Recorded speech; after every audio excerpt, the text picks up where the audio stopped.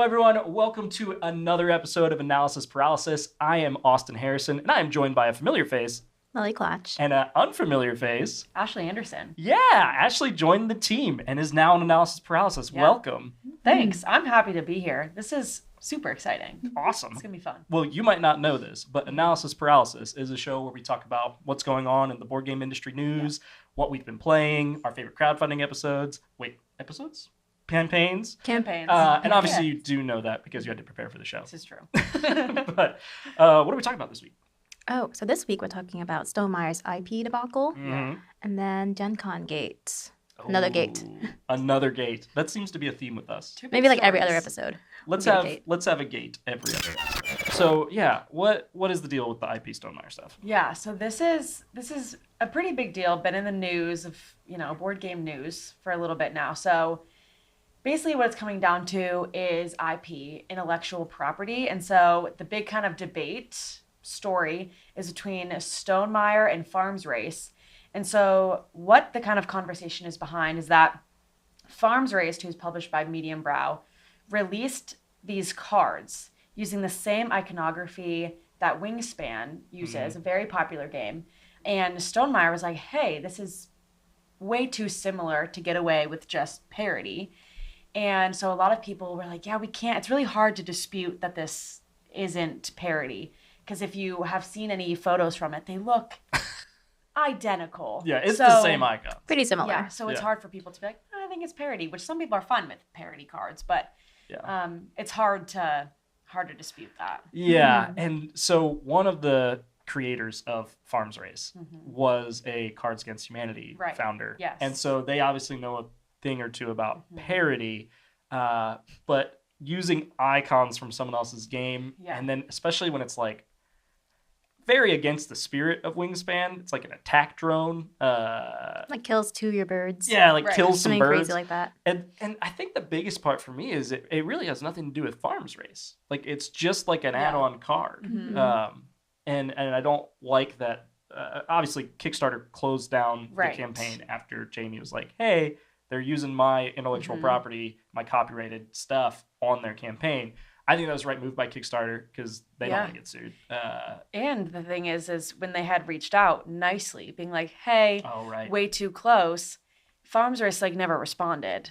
So then they went to Kickstarter and then got it shut down. But they had $40,000 raised so far when they had shut it down. So I don't know. It's the question of, were you really willing to risk a campaign just over something that would very easily be changed? Yeah. You could just draw the icons again and change them a little bit. And Easy solution. I think Stonemeyer would be like, cool. Maybe not cool. I don't think they're going to be happy, but they're not going to sue them. Not as unhappy. But even that, just get rid of the one card and your whole campaign's back online.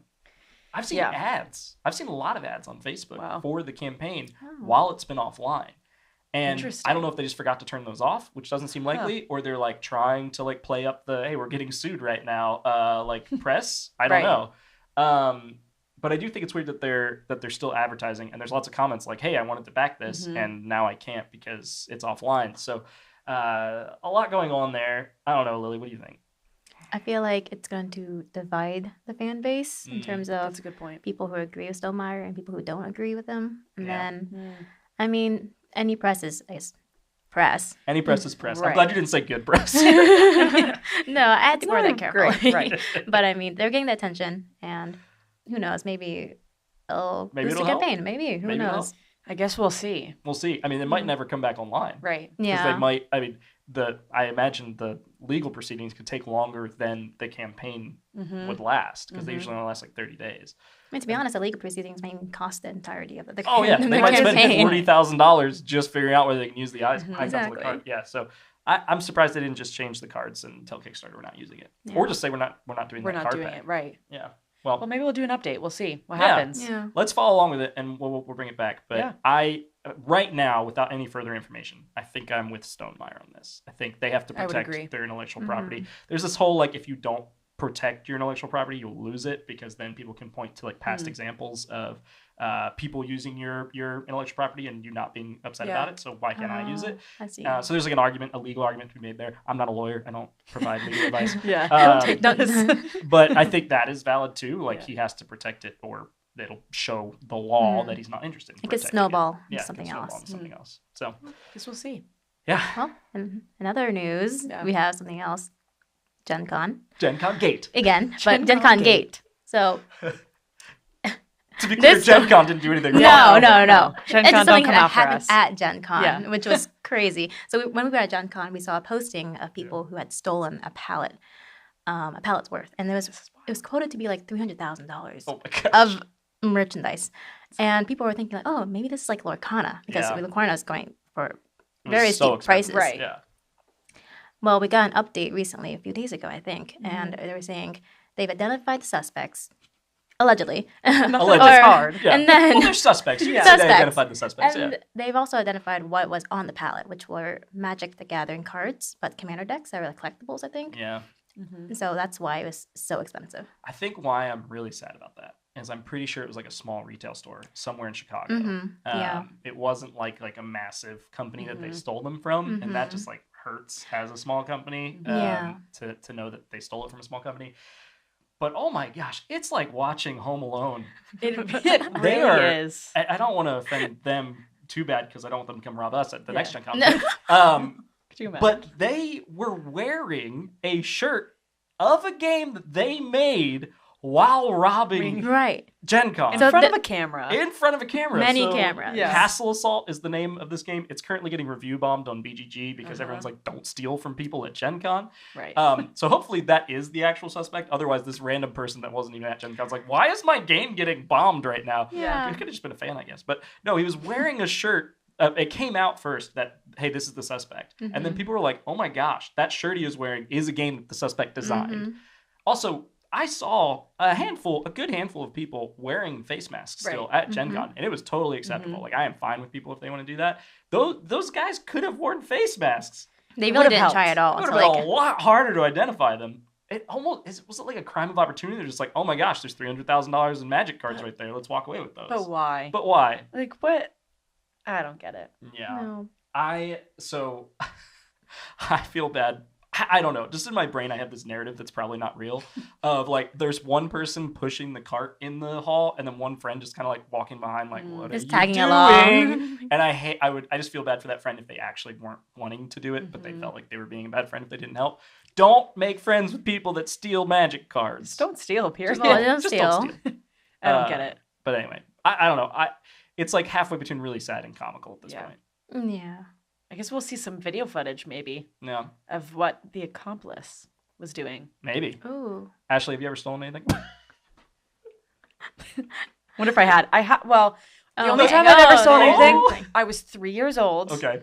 And by accident, I stole TikTok.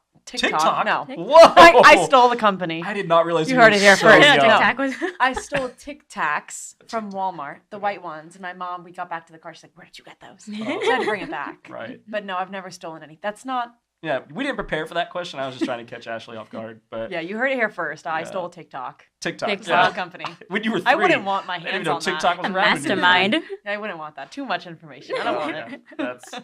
That's too much. But yes, if you want to follow along with the Home Alone Gen Con inept criminals, there's a lot of Facebook posts about it. It's pretty funny to read through the comments. Yeah. Pretty soon they're going to be, grabbing hot doorknobs and other random things that those criminals did. But Yeah. all right, Lily, what was good on crowdfunding this week? Ooh. So let's see. What did I have? I had like a bird battling game. Ooh. So it's called Perch. What? Battling game? Yeah. Okay, sorry, I'll let you describe it. I didn't look at this one very much. It's like these raptors like going against each other. No. So basically, it's a game where you have these tiles as areas, and you're building flocks of birds on these areas for area control. And these bird pieces are so cool. They're like bird Legos. Like they have like little pegs, so you can like stack them on top of each other. Oh. It's really cute. Of course, it's cute because it's me. Lily only picks cute campaigns. I saw it immediately. I was like, "This is the one. That's the it's one." easy." Done. But it's by the same creator of Earth. Oh, I love her. So Inside Up Games. But I'm excited because it's by the same creator. And I mean, the art looks great. And I think there's hidden objectives as well. So you can like win even though you're not in the lead. You can like come up from like the underdog style. Love it. I'm always here for the underdog. Right. And yeah, I'm excited for the little components too. Nice. The Lego birds sold me. You said you felt like you were watching a nature documentary while watching the video, and that made me laugh really hard. Yes. What's the name of the guy that does all those nature documentaries? It's David Attenborough. David Attenborough. It did. I was sitting next to you while you were watching the video, and I was like, "What are you watching?" It's a whole documentary, which would not be off-brand for me. No, that would not be off-brand at all. But that's really cool. Yeah. We backed it, so I'm excited to play you. it. But you're gonna have to learn it and teach it. Oh, that seems like sure. It seems like a you thing. Yeah. And she matched today with her earrings. Oh yeah. Oh, yeah. Unintentionally. Bird earrings. Little bird earrings. Look how cute. Look at that. Yeah. On brand. Look at us. I did not You're wear doing great. earrings that match my game. Oh. I'll try next week. Next week. It's about trains, so A little choo-choo train. Little right train. here. train. I could do that. That'd be fun, like little Love it. segments. I'd have to be magnetic because I don't think I'm piercing my ear just for a bit. But yeah. No? No, You're not dedicated enough to pierce your ears, No. Austin? I'm not. That's next week's thing. Yeah. Should Austin Pierce his ears. pierce his ears? Oh. To have live. matching earrings for all On games. camera. I mean, hey. I've heard it doesn't hurt that bad. You guys know better than me. The lobes aren't too bad. Yeah, down here. I got How's these the when I was nose? little. Mm-hmm. This really wasn't that bad. Just some Okay. pressure. My mom didn't like it. I thought you said my mom did it. I was like, She could. I would trust why? her. I would trust her. Don't pierce at home, kids. Yeah, don't. We don't recommend. No. All right, Ashley, what was your first pick Yes. on the show? So my first pick is called Fool's Blade. Yes. It's a sword crafting. It says it's chaotic, so I think that's right up my alley. I love chaotic energy. And even in the little bios, like, you may not have friends after this game. That does So- sound like So you. cutthroat. So sounds like, yeah, a little competitive. So Christian Brantley designed it, and it's published by Circle Tunes HD. And what I loved about it is the actual part of the game. It's like a sword that you can have little expansion pieces to it. And the characters are great. One of the cards, the characters is just called Guy with a Gun. In a sword game. Yeah. So Okay, it's the chaotic energy is the coming chaotic through. is I great, see and the design of it is super like cartoony, which I really love when it's designed like that. Pickpocketer, salesman, dumpster diver. Okay, that sounds Dumpster fun. diver. So it just sounds really like goofy, and I like it. So the box is what sold me because the box looks like a sword. And you do love your swords. I do. It's right behind him. Any opportunity I that keep Austin it, gets I keep them it to have. nearby at all times. You'll have to watch the Gen Con recap for that. Yeah, which I thought that it was just really cool. And there's different phases to the game, and you'll be playing, but you'll have to sabotage the other players, which I don't like sabotaging, but it sounds kind of fun. No, if So, it's a chaotic game Uh-huh. where everyone's doing it, it doesn't feel as bad if it's just like a single moment in a game where I'm like, I That's just ruined true. your whole game. You all pin against one person. Yeah. Yeah, so that's I think the two things, but the design was really cool. And it looked kind of not comic booky in like a adventure kind of way, but I loved the design of it. So Awesome. between the design and the sword box, looked really cool. You're sold. Yeah. We sold. backed it too. Don't worry. Yeah. It's coming. Yes. It's coming. So I chose Age of Steam. I think it's South Africa. Age of Rail, I'm sorry. Age of Steam is a different game. Age of Rail. So the reason I chose this is because I've played Iberian Gauge and also Irish Gauge, and it's like a whole series. The fourth one in the series is called Ride the Rails. I haven't played that one, but I love both of them. They're train games. They're not like Ticket to Ride. But Ticket to Ride's great. It does have like a similar mechanism where you're putting like trains in like a row, like on a route. But it's mostly an economic game. And so like one's mostly about stocks, another one's like manipulating the market prices. And so I'm really excited to see what this adds because they feel similar with at the same time being a very different game from each other. Irish Gauge was actually one of my pickups from Gen Con a year or two ago, and I really, really like them. They're very, very fun. Shout out to Aaron, Physics Freak, on Discord. He taught me how to play either Iberian or Irish. I can't remember which one at a game hangout in Chicago. So thanks, Aaron. And yeah, it's by Capstone Games. They have a really cool pledge tier where you can get all 4 games and metal trains. And you know I'm a sucker for metal stuff. I love metal stuff. Can't match on tactile. And I think you can use the metal upgraded trains across all 4 games. That's really cool. Oh, I'm awesome. not positive, But that's what it looked like in my like perusing of it. And I know you use basically the same trains between Irish and Iberian. So I was like, maybe that is what that's for. And if that's the case, what cool planning to think ahead to like make the same component in each of the games, make them a series. They have beautiful boxes if you haven't seen these boxes. And so I'm really, really excited about that. I didn't back that pledge level because I already have 2 of them though. So I've got to figure that out. I wouldn't mind a copy. Okay. We can do that. Sign me up. Okay, Lily, what did you play in the last week? I played 2 games that I actually got from Gen Con. One was gifted from you. It's called Chicken, and it's by Keymaster Games, right? Which is also a studio in Nashville. So that's pretty cool, right? I have to come clean about something here. I was gifted those, and I re-gifted them to you. So it wasn't It wasn't that special. Okay. But yes, I did. I still appreciate it. It was fun. I mean, it's a luck pushing game, which people probably know by now. I'm not a fan of. Yeah. But this one's like fast enough. It's like 10-15 minutes in a game. Low stakes. Low stakes, quick and easy. Like I didn't mind losing. Yeah. They are in Nashville, by the way. They're wonderful. Yeah. We love Keymaster. Well, some of them are in Nashville. They're spread out. Like VR. Yep. But yeah, that's one of them. And then the other one I played was Fire Tower recently, which was from also the Gen Con video blog that I picked up with Max. Basically, you're playing as fire towers and you're trying to burn each other down by burning down the forest, which is very anti-me. That is the most anti-Lily game I have ever heard.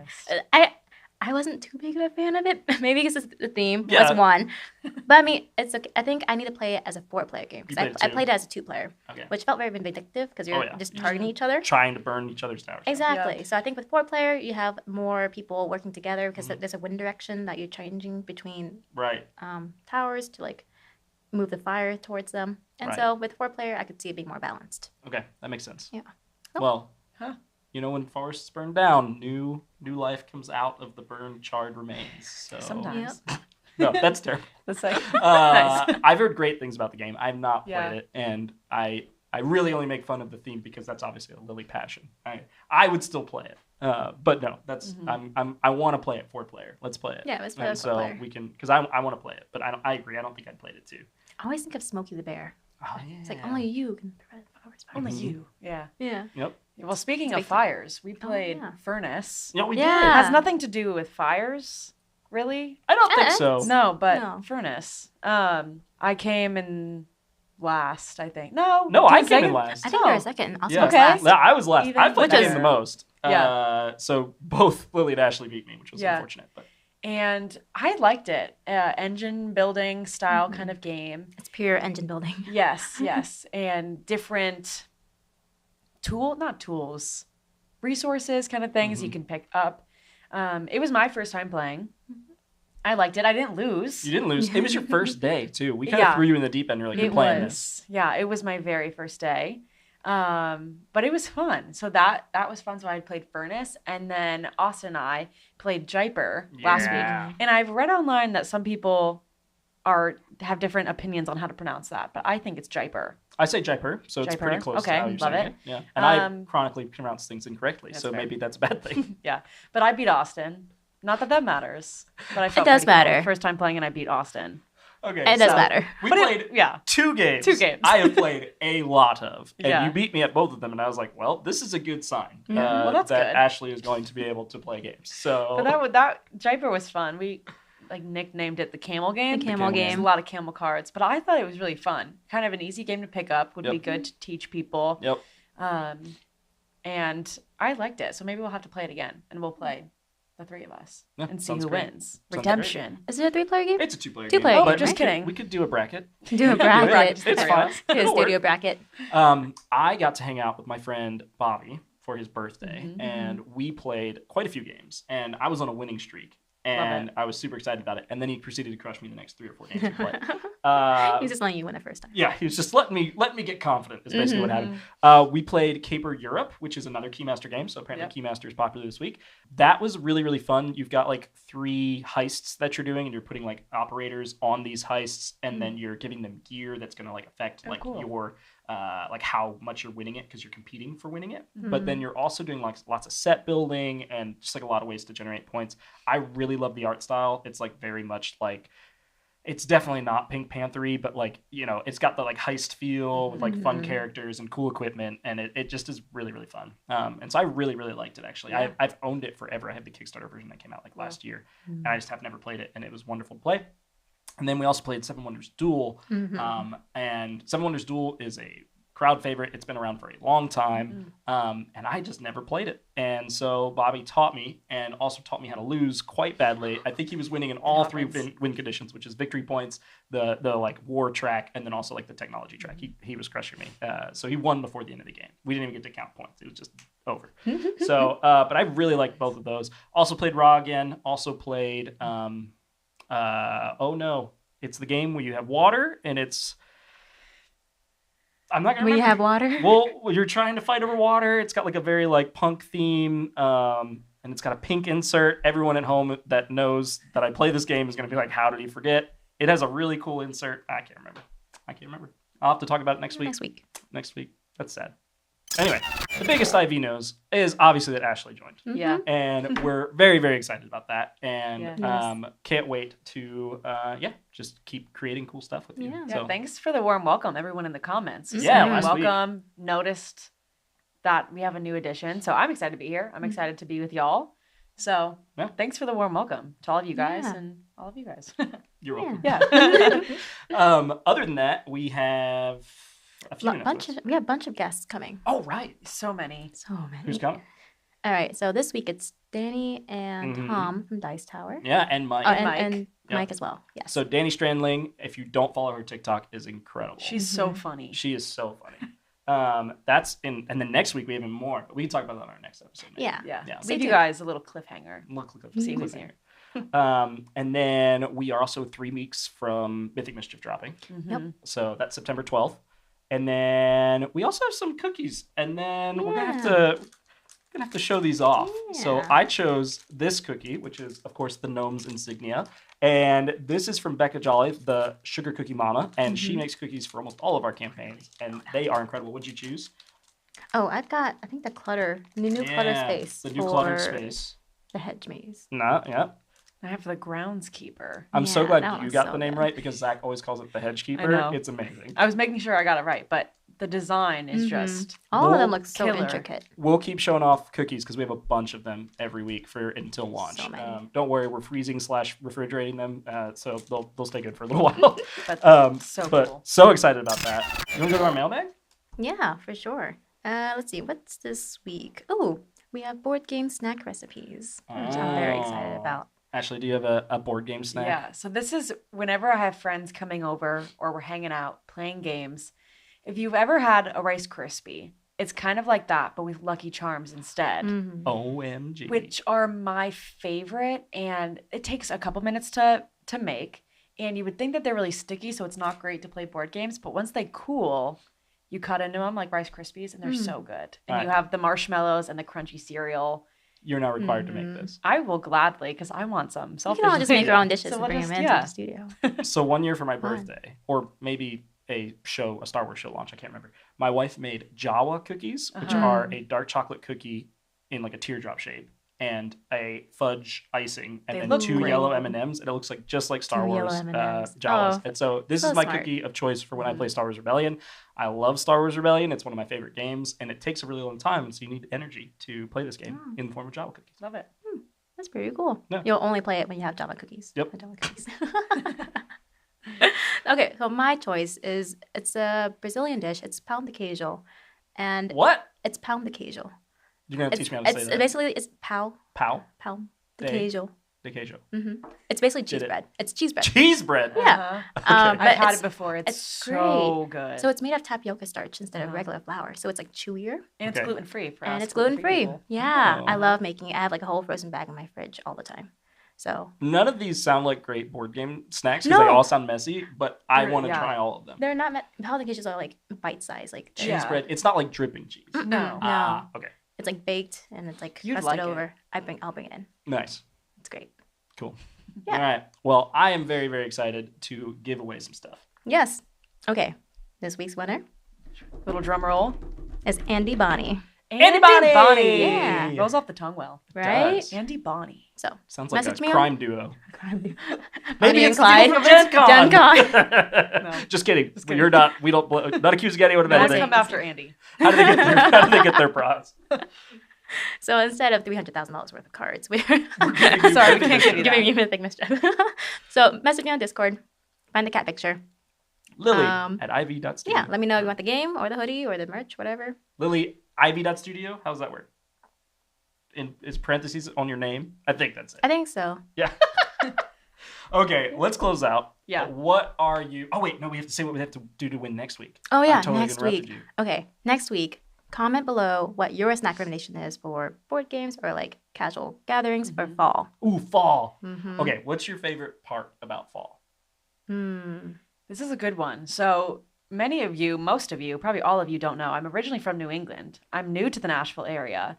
And so fall is a big deal. I'm originally from Connecticut. If you've ever seen Gilmore Girls, it's fall central. And so this is the first time in 22 years that I haven't been in New England for fall. So I love all of the things. But just New England is my favorite part of fall. If you haven't been, go to New England sometime in fall. It's great. 22 years. 22 years. First off, fall is just as good here, Ashley. We have great fall. We have a pumpkin patch right next to my house. It's wonderful. Actually, pumpkin patch is probably my favorite thing about fall. Nice. I love going to pumpkin patches and just like seeing like 725 pumpkins. 725 pumpkins. So many. There are It's a a lot whole of field pumpkins. of them. I love it. 725 pumpkins. So I love corn mazes because my kids are hilarious in them. We get lost like 1,838 times. Like it takes forever to get through them. But I'm also very short, so I get lost. Yep, me too. So We my all wife do. luckily is there to guide us to safety. Usually. But yeah. So that's fall. Fall's right around the corner. Mythic Mischief is right around the corner. It's almost spooky times. Spooky season. So it's season. an exciting time. But thanks so much for watching. We'll be back next week with another episode of Analysis Paralysis. Yeah. Bye, guys. Bye.